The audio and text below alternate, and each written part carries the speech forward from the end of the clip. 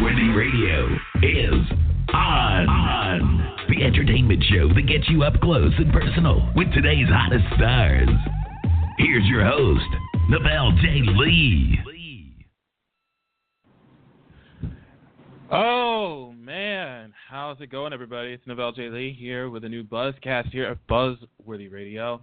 I'm actually very excited to do this one with you guys tonight, and as I said when I posted on Instagram and on Facebook today, I always tend to get very, very nervous when I do these shows, and I don't know why that is, considering I've been doing it for a long time, but I always get nervous when doing it, but it's also fueled with a lot of excitement, especially with who we have on the show tonight.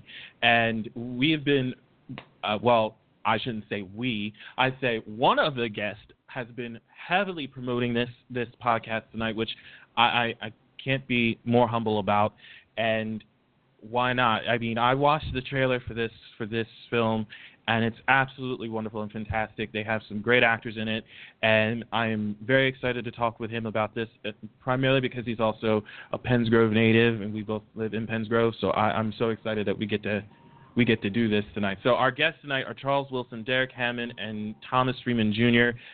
They'll be joining us very, very shortly. But before we get to them, I wanted to tell you a little bit about the show tonight. Yes, it is a live show. It is a live show.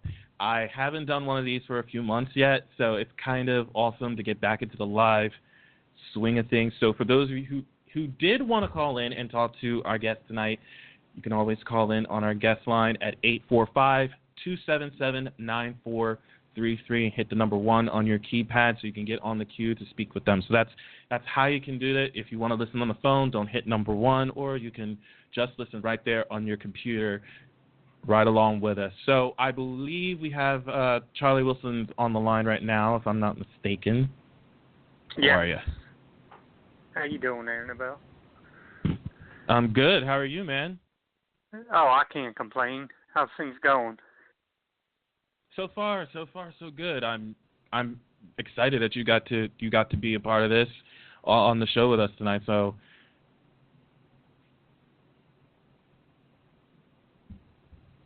hello? Oh, there you are. I thought I lost you. Yeah. Start breaking signal. Are you there now? I'm here now. I am here. Okay. All right. Well, it's a great opportunity to be on the show. Thank you for inviting us and everything, and the exposure for the new project we did. Just like I said, it's called, well, like you said, it's called Her Little Secret. Yeah, everything's been blowing up ever since the trailers come out. Everyone's been pondering and waiting for it to come out, so it shows a little bit of the insight of the movie. Not everything, but of course, that's what the teasers are there for. That's exactly what I was going to say. It's like, that's what a trailer's for. That's not going to give away everything. Yeah, they keep you on hiatus a little bit, Yes. So. And before I picked you up, I did say, I mean, the group of actors that are in this film, Leland Martin and Tasha Brinson, amazing work just between those two alone. And Tasha's very, very good. She really impressed me. I loved her portrayal of Lerrez in the trailer. I was just taken aback by it in the best way possible. So that was really good. Yeah, Tasha, she was a real jewel on the set. We had some the first night of me and her shooting. I mean, it was cold. It was raw out. She really got it through though.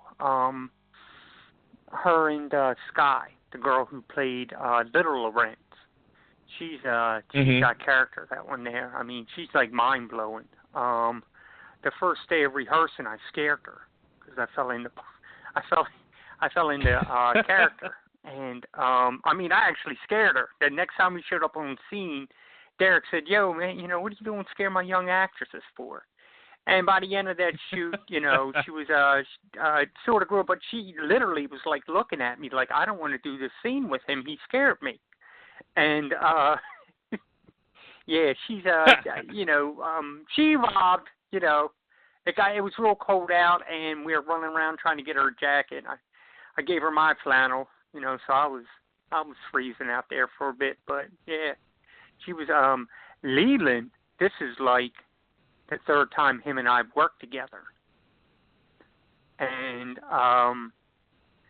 we did a short with Derrick. It was called 1864, and like actors, they feed off of each other's chemistry. Well, it was like there right. from the day when we started shooting. He would push the envelope with me, and I would push the envelope with him. And he is just like, I love Leland. He's just the most laid-back guy in the world. But he has a tendency to turn it on and turn it off real quick. Good. Which is a must with characters. You either turn it on or turn it off, or you stay in the character. And, right. he's... I ain't seen him in a while. I guess he did a shoot with Tom Freeman wrote it, and Derrick directed a couple episodes. It's a TV show being shot on location. It's called Chase Street, and he was in for that, but I didn't get to see him. So okay, cool. To be up there with Denzel somewhere. Never say never in this business. Let's be real. Never say never. That could happen. Oh, I know. Yeah. Now, and speaking of Derrick is going to be joining us very shortly. But I wanted to ask you, how did you start into the acting business? Because as everybody says, it's one of the hardest fields to get into. Mm-hmm. It's one of the toughest fields to get into. So how did you manage to get into this? I just did it. Everybody said I should try. Ever since I was a kid, try to be an actor. And I was on a straight day work job, and I took a ride over, and I checked out the Actors Center. And there's a really, really good teacher, Drusy McDaniel. She taught me there for 6 months. And she taught me how to take a monologue like David Mamet. And if anybody knows anything about David Mamet, every other word is the F word, an F-bomb. So yep. She actually broke it down to where you could say it, imagine, and word by word, which Mamet stuck by. You never even skipped a huh or the or anything. You stayed by the script and say it like you're saying it to an old man in a restaurant or a young child to get that emotion to go with the monologue. And then I went 2 years over at the Walnut Street Theater, and I trained under Bill Felty, Stevie Wright. Stevie Wright's a great teacher when it comes to monologuing, creating a character. And I started going on screen tests around here, but really, if you didn't have anything under your belt as far as being on location of a movie set or a TV show, that's the big breakthrough, getting stuff under your belt on your resume. So I packed up my car and went out to California. And little by little, I was doing extra roles, and I was actually taught camera lingo. It's almost, the camera shots, a wide shot, a crane shot, what all that meant, and how to hit your marks. Right. And, my first paying gig was on the pilot episode of The Unit.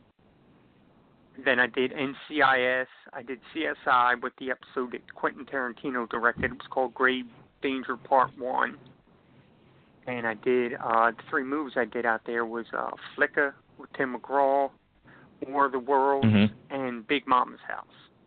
So I got them all on my belt. I came back, and actually I was bartending at a local bar.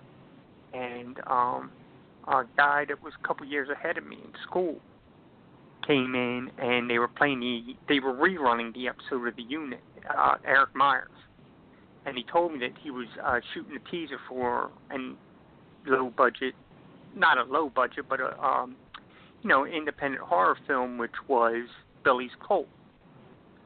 So two buddies of mine at the time, they were playing the 2 hunters that were poaching. They brought me in the teaser script, and I read it. It was like the night before. I put marks and beats in it, and I went in and did the trailer, and they liked it. and the director, Mike Lucas, actually wrote 3 characters in the mine. And that's why I meant Derrick. Derrick was executive producing it, and he did the sound engineering. So right from there, the movie, you can get on YouTube, and it's 27 minutes short. It's called Inside Pocket, the movie. That was all shot in the bar that I worked at, Stubini South here in Carney's Point. 90% of it was shot in there. And he made me associate producer. So the only bit roles I have is a bartender. The rest was behind the camera. Helping people with cold reads, throwback lines, setting everything up. Me and Kevin Britton was the script supervisor, and that was his first job, was Inside Pocket. Okay. And I got to say, Kevin did a hell of a job. He would map everything out, and when we would go to shoot, he'd say, we're going to go to scene 7, 8.9, and then we're going to have to move this tape. And before they were calling cut, we were already moving the pool tables and, getting everything set up for, another shot. So, yeah, he really impressed me, Kevin did. And then we did 1864, okay, and that was a short, and that was the one I was walking around in glass in my boots, to fall in the character. So I still can't get over that. He told me he told me this story over the weekend about the glass in the boot, and when he was telling me this, I literally was cringing on the other side of the phone because I was just imagining the fact of glass in my shoe. I would cry if that were me. I would be tearing. I was taking cold showers, and we were shooting that in Mantua, and I was taking cold showers to keep that grim look. And I would lose some of that energy before I got on set. So I said, I gotta do something to keep me vigorous and mean. And I said, well, I grind my teeth, and I was drinking an iced tea bottle. I said, what am I mainly doing other than my monologue? I'm walking. So I took it, and I actually went into the Wawa and bought an extra pair of foot pads. I put glass down and put the foot pads over top of it. And if you notice in some of them scenes, like when I'm up in Derrick's face and I'm yelling all kinds of racial slurs, I'm bobbing back and forth because my feet were bleeding. And then the scene where my sister,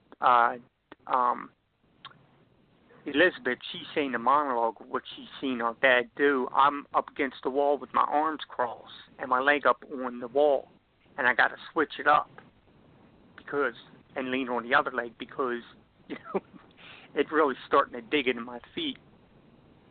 So there are a couple of the methods you do.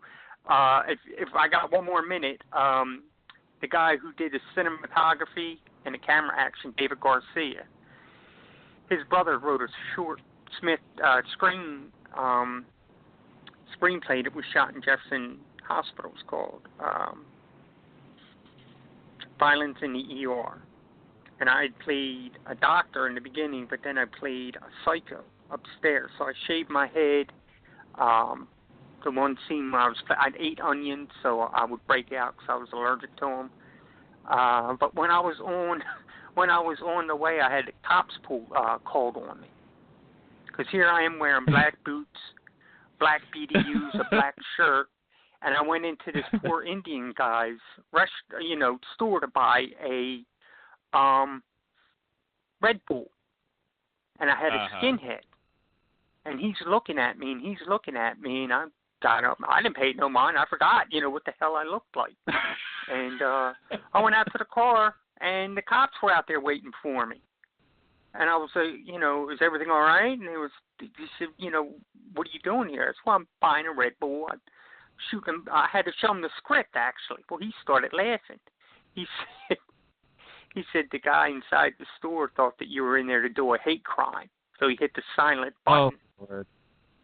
And that's what I man. was like, what? And I started laughing, and the cops are actually. And then when I went in and I explained to the guy, we all explained, he started laughing, and he was so, over apologetic and everything. I said, that's all right. You got to look for your safety first and everything.